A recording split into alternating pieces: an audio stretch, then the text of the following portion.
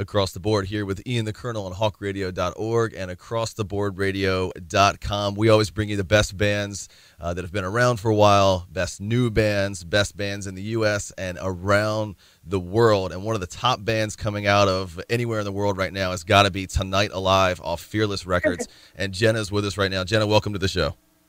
Hey, thank you so much. Absolutely. Again, like I said, big fans, became aware of you guys this summer at the Vans Warped Tour. We saw you in Virginia Beach, and I know you were everywhere. You just got back from touring Southeast Asia. You've been everywhere, and you guys are actually from Australia, but you're in the U.S. touring now. Talk to us about why should somebody see you live. Now, I've seen you live, incredible energy from your show, but explain that to people who haven't seen you yet. Tonight Alive, we come from Australia, and Australia's a really hard market to break, so you have to tour relentlessly, but at the same time, you have to time everything right, because there's only so many people you can play to. So I think it's a really grueling industry there, and coming from Australia, you have to have the work ethic of working your butt off and sacrificing everything if you want to make your music work. Mm-hmm. So I guess we knew we had to become an international touring band in order to survive, because Australia is just not enough of a market to simply stay there. So we started breaking out of Australia early last year, and we've been pretty much touring for the past 2 years consecutively. And I guess Tonight Alive, we're very passionate about our music, and we're best friends. We're kind of like a family, so I don't know how much more I can say. I think we just write the music that comes naturally to us, and when we're on stage, we just give it everything we have. So, yeah, it's a lot of fun. And that's obvious. And again, that's why the reception's not great right now, because you guys are out on the road, coming through our area as well, and touring everywhere. Now, what I find fascinating about you guys, you're part of I think a growing trend in the alt industry of music, pop punk, whatever you want to call it these days, where it used to be if you had a female-fronted band, you were unique, or if you had a young band, you were unique. But that's not the case anymore. I mean, you're really young, and you're obviously a female-fronted band, but that's kind of the standard now, because I think it used to be a gimmick, but now these bands are talented. I mean, and you are incredibly talented, the whole band and yourself as well. I know with the new album, this is your debut full-length, by the way, What Are You So Scared Of, coming out on Fearless Records, that you guys actually recorded everything, not live, but there wasn't a lot of post-production afterwards. So you actually had to step up, right, and bring quality vocals on every track. And I heard you play before I read that, doing my research. Blows my mind, because the vocals are so clean. What was that recording process like? We recorded with Mark Trombino in LA, and I actually recorded all my vocals in a spare room in his house. Right. So I pretty much lived with him for a month, maybe. And the biggest thing I remember about it was that we'd record all morning, and then it's funny, we would go and get something to bake. We would make brownies every day. So that's my favorite thing about the process. But yeah, in all honesty, I was standing in a spare room, and he was in the next room, which was the control room, and it was a lot of fun. It was the first time I'd been pushed so hard in my life. I'd never had someone tell me no again. I guess I had with our first couple of EPs, but we never had the time to really, really push and get it right. And so with Mark Trombino, it was kind of a huge challenge, and it was a big wake-up call, because my voice had changed a lot since the last time we recorded. Okay. And even now, 2 years later, it's changed a lot again. So it was a very challenging process, but I came out a better singer on the other side. Now, what do you do to keep your voice in shape? Do you do a lot of warm-ups? Like you said, your voice has been changing throughout the years.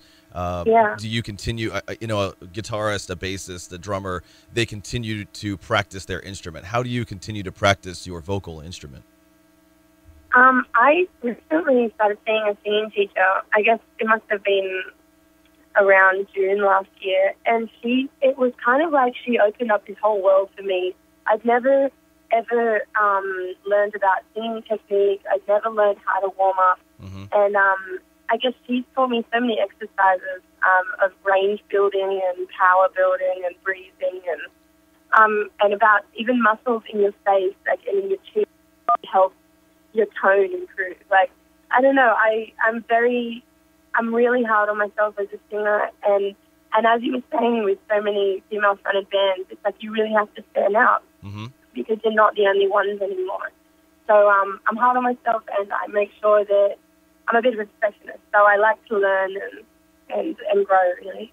Okay, good. I like it. Yeah. Let's talk about Listening is the new video that was just debuted or is coming out in a minute here. Love the song. And I haven't had a chance to listen to the entire album yet. I've listened to a few tracks, but Listening is just, it's one of those that is immediately catchy. And I've probably listened to it 15 times in the past 2 days. Just keep listening to it and love it. It's awesome. Yeah. So, but talk about the lyrics to Listening. To me, it sounds like you're talking about people trying to be themselves. You know, are they not following their dreams, that sort of thing. But am I reading into it? Tell me what was behind the writing. Sure. Well, the whole concept of what you're so scared of is to face your fears and live the life you want to live without considering other people's judgment on the things you love or the things you want to do. And it's kind of just about making the best of what you have and not being afraid, really. So Listening is kind of a little side note on that, in which it's saying you can feel, you can see, you can hear. We have all these senses and we're smart, like humans, like we've got human nature. But at the same time, we see things around us and we know things in the back of our mind, but at the same time, we still don't do it. And I think in a way it's kind of me saying to myself, but also me saying to our fans, like, wake up. And if you want something, go and get it. Don't wait for good things to happen. I guess it's sort of like waiting for good things to happen. It doesn't work like that. You kind of have to work for it. So it's kind of an encouraging song, I like to think, but it is in a little bit of an aggressive way. And I love, that's the title of your debut full-length album, What Are You So Scared Of? Again, off Fearless Records. That's sort of your band's mantra, right? That's your mission statement. And I love that, exactly. that if you keep that in mind, if you're thinking about something and taking the next step somewhere, going towards your dreams, if you think, hey, what are you so scared of? That can help you push through. I love that. What are some of those things that some of your dreams that you've accomplished so far? Obviously, Warped Tour and signing with a big label and everything. But what about in the future? What are some of the dreams that you need to achieve? It's funny. My biggest goal, of course, I want to release like a handful of albums we've just pretty much finished writing our second full-length album, and I'm just so excited for the future because we're constantly moving and growing and changing, and I'm really excited to see where that goes. But my biggest goal, there's an arena in Australia that is about 10 minutes from my house, and it used to be called the Acer Arena, and I saw Fall Out Boy play there, Blink are about to play there. I saw Gwen Stefani play there a few years ago. It's just the one venue that I really want to play. And I know that even if and when or if, I guess, if we ever play it, that's not going to be the end. But in 2008, my biggest goal was Warped Tour. Okay. And I guess now my biggest goal is Acer Arena. Well, good luck with that for sure. I'm sure, later this year or next year, you guys will be there and hopefully headlining and selling out. And there's so many great bands from Australia. What's in the water over there? Obviously, Silverchair several years ago came out as a young rock band. They were fantastic.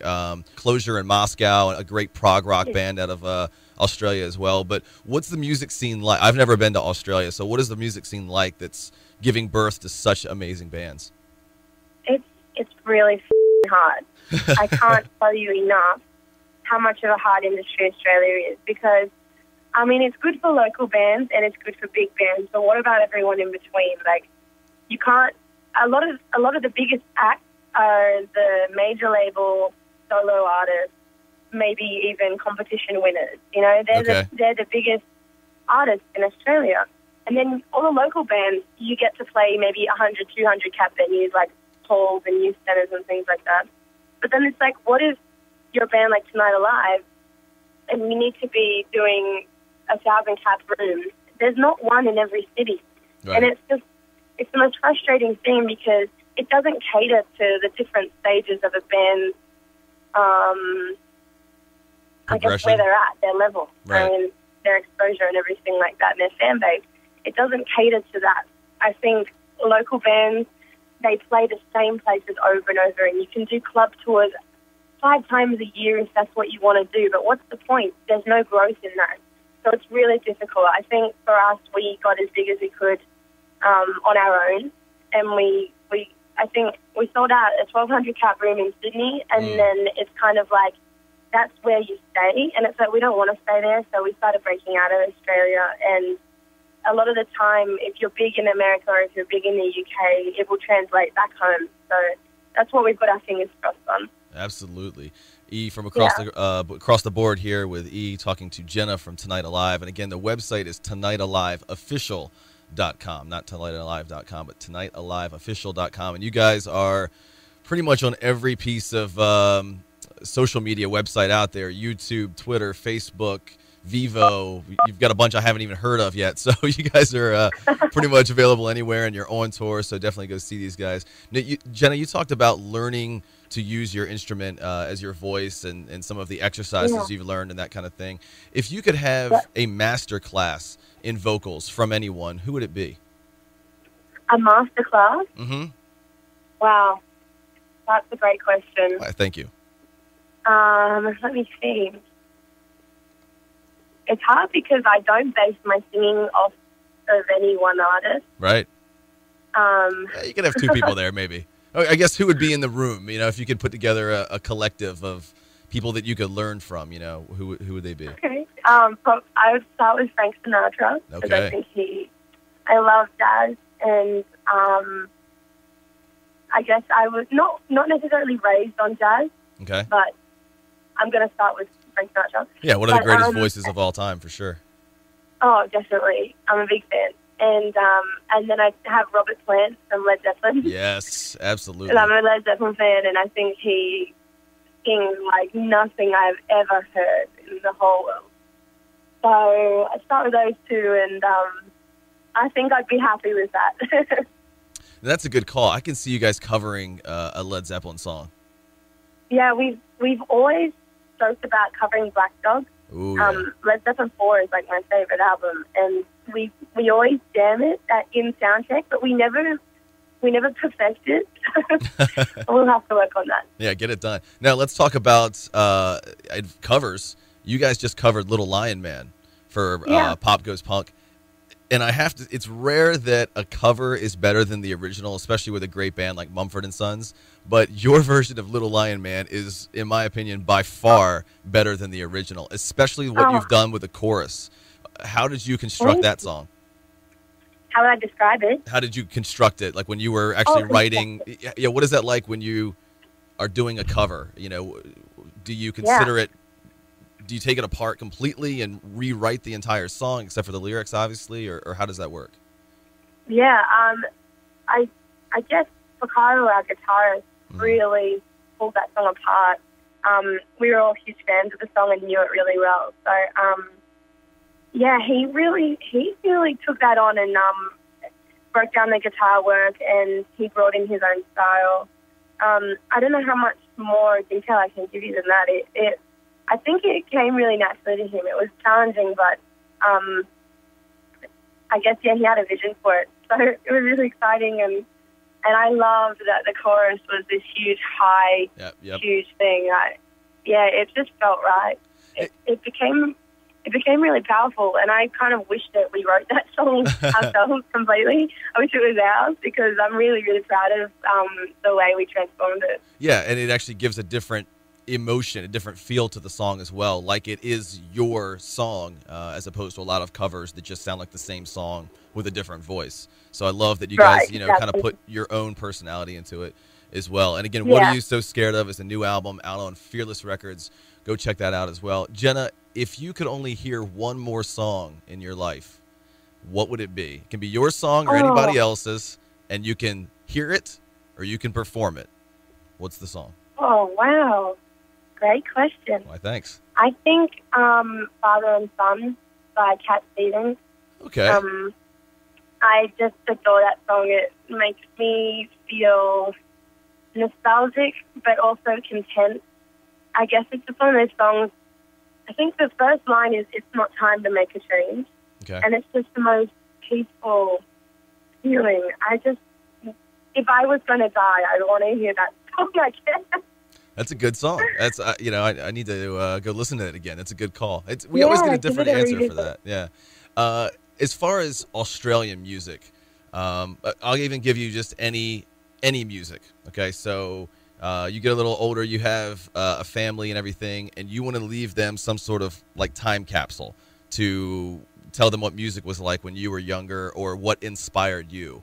What types of things would you put in that time capsule? Like it could be CDs, posters, a guitar, anything. What would you put in to represent inspiration to the next generation of rockers or your family? That's awesome. I would put a Discman in it because I spent a lot of time, and also a Walkman, because that's what when I was young, I just was attached to those things. Yeah, and absolutely. I'd go through them, like I'd break them and have to get a new one every Christmas. And a tape, because I used to make mixtapes off of CDs. Absolutely. I'll probably do that. I'd probably put a Something Corporate album in there because, are you a fan? I am. Yeah, I started listening to them. I must have been like 14 or something. And I don't know, Andrew Mayer's lyrics and his melodies, I just felt lifted, and I just music like that. And even though our music sounds nothing like it, I think I owe a lot to him as a songwriter. Okay. So I probably involve that. I don't know. I feel like I've still got a lot of memories to make, and a lot that I probably want to share in the future. I'm a photo taker. I take photos every 10 minutes, so I'd probably involve a lot of those. Nice. Yeah, and that's a good call with Something Corporate. That's a band that a lot of people forget. Most people know, Andrew from Jack's Mannequin, which, again, is an amazing band. But things that he's been through in his life with leukemia and that type of thing really translate to his music. Yeah. So that's a good call. You know what you're talking about there. Good. Again, the tour is out right now. The album is out. Are you already writing for the next album? I mean, are you constantly inspired and jotting down notes, or do you wait till you actually get down to the studio? No, we write. We're not a band that goes on tour and then writes on their home or anything like that. I think it kind of comes as it comes, and we let that happen. So at the moment, I think we must have written about, honestly, we've worked on like 50 songs in the past year, but a lot of them never were developed enough to be anything. So I guess a lot of them got left behind. But at this point, we've got about 25 songs, but I'm fairly confident there's 11 or 12 that I know will be on the album. So I think a lot's changed in the last year. We started writing for the record What Are You So Scared Of in 2009. So, and we recorded at the end of 2010. So I think it's a very different time. I feel like I'm a different person since that writing process. And especially through touring for the past few years consecutively, I think we've had a lot to talk about. And I think our writing's come a long way with listening to different music and also playing a set every single day, sometimes half an hour, sometimes an hour. So I think we've had a lot of experiences, and I'm really proud of the new stuff. I feel like it's finally music that I would actually listen to. And it's not that I don't like What Are You So Scared Of? It's not that I don't like it at all. I love it. But I'm feel much more connected to the new material. Great. What are you so scared of? I mean, you said that that's something you ask yourself all the time when you're, looking ahead. But what are you so, I guess, what fears attack you every day? Not necessarily like, being scared of heights or something, but what do you think could possibly hold you back, and how do you plan to get past that? Honestly, something that I'm scared of, and I feel something that has always held me back, is fear. And that traces back to high school, and it was like things like not wanting to go anywhere on my own, and stopping myself and saying, why, what are you afraid of right now? And I would realize it's because I didn't want anybody to see me or judge me or have something to say or a misconception about me. Right. So I think that's something that I've always been insecure about. And I think, honestly, it's something that everyone has in the back of their mind at some point in their life. And in our song, What Are You So Scared Of?, the chorus actually says, judgment's not unfair, it's what we've learned to see. And I guess that's just kind of coming to terms with the fact that doesn't really matter what you do. Someone's going to have something bad to say about it, but you can't live by worrying about other people's opinion all the time. Right. So, yeah, I think that was the biggest challenge for me in my growing up. And honestly, it still is. And that's such a great thing, a way to live, not only as a human being, but musically as well. And I think that's why your music sounds so authentic. You know, there are a lot of bands that are just doing it to be famous or to make money or be in a magazine or whatever. But you guys are definitely doing it the right way and doing it with a natural sound and going away from a ton of productions. Just such a big fan of that process of recording. And I know, yeah, absolutely. I know, Pierce the Veil did the same thing, label mates there and tour mates.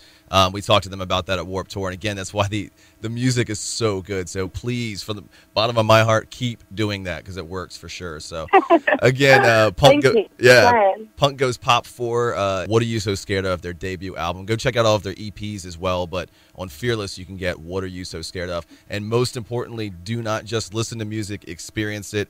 Go see Tonight live, wherever you are in the world. So we have people listening in Australia right now. So, when you're back home, go check them out and see them wherever you can. We appreciate it. We'll be back here in a couple of minutes on Across the Board here on hawkradio.org and acrosstheboardradio.com.